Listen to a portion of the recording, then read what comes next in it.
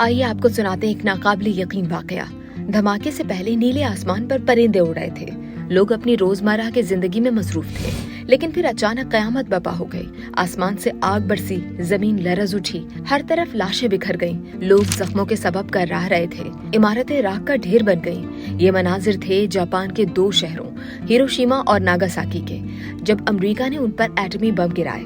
America को Japan पर 2 एटमी बम क्यों गिराने पड़े, इस बारे में बहुत सारी रिपोर्ट्स मीडिया में आ चुकी हैं, लेकिन इंसानी तारीख के अलमनाक सानहे से जुड़ा एक वाकया ऐसा भी है जिसके बारे में कम लोग ही जानते हैं। वो ये कि एक शख्स इतना खुशकिस्मत था कि उन दोनों एटमी हमलों में जिंदा बच गया। जी हाँ, ये हकीकत है। लेकिन आप ये भी सोच रहे होंगे कि एक ही शख्स एटमी हमलों के दौरान दोनों शहरों में क्यों और कैसे मौजूद था। यही तो इस कहानी का दिलचस्प मोड़ है। तो आइए आपको बताते हैं कि आखिर वो शख्स कौन था और दोनों एटमी हमलों से कैसे बच निकला। उस शख्स का नाम है तोमोसुमो यामागुची। वो पेशे के एतबार से इंजीनियर था और 6 अगस्त 1945 को अमेरिका ने जब जापान के शहर हिरोशिमा पर लिटिल बॉय नामी एटम बम गिराया, उस वक्त तोमोसुमो यामागुची हिरोशिमा में मौजूद था और कंपनी के काम के सिलसिले में हिरोशिमा आया हुआ था।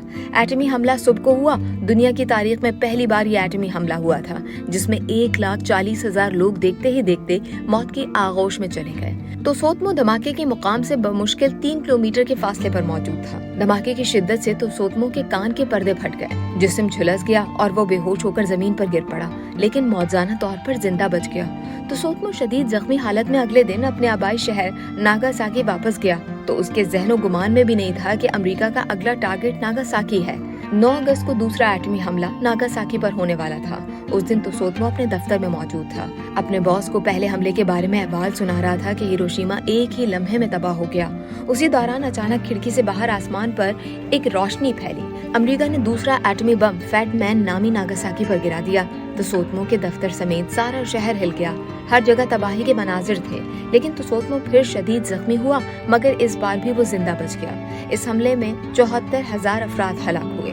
तोमोसुमो के जिस्म पर एटमी हमलों के जख्म और ताबकारी के असरात जिंदगी भर रहे, लेकिन वो फिर भी कई दिहाइयों तक जिंदा रहा और वो 2010 में 93 बरस की उम्र में दुनिया से रुखसत हुआ।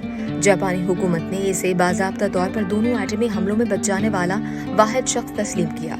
जिंदगी के आखिरी बरसों में तोमोसुमो एटमी हथियारों के खिलाफ सरगर्म आवाज बन गया। वो हमेशा कहा करता था कि दुनिया को मेरा जिस्म देखने की जरूरत नहीं, बल्कि ये समझने की जरूरत है कि इंसानियत को दोबारा कभी भी एटम बम इस्तेमाल करने का कोई हक नहीं है।